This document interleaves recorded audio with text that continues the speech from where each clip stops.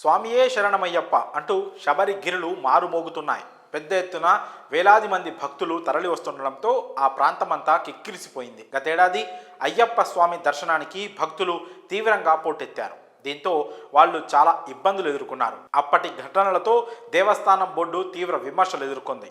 అందుకే ఈ ఏడాది శబరిమల బోర్డు చాలా జాగ్రత్తలు తీసుకుంటోంది. అయ్యప్ప స్వామి దర్శనానికి దాదాపు 10 గంటల సమయం పడుతోంది.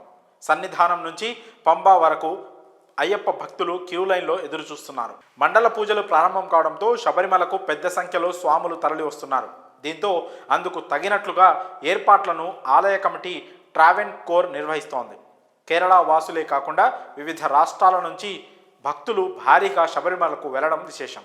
రోజు సగటున 65,000 మంది భక్తులు స్వామిని దర్శించుకుంటున్నట్టు ట్రావెన్కోర్ దేవస్థానం బోర్డు పేర్కొంది.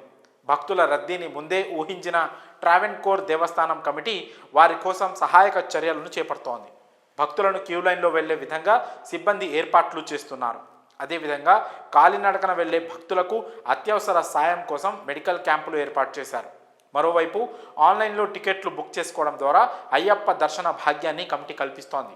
అయినా భక్తులు తగ్గకపోవడంతో దర్శనానికి చాలా సమయం పడుతోందని అధికారులు అంటున్నారు. ఈ నెల చివరి వరకు భక్తుల తాకిడి అధికంగానే ఉంటుందని అంచనా.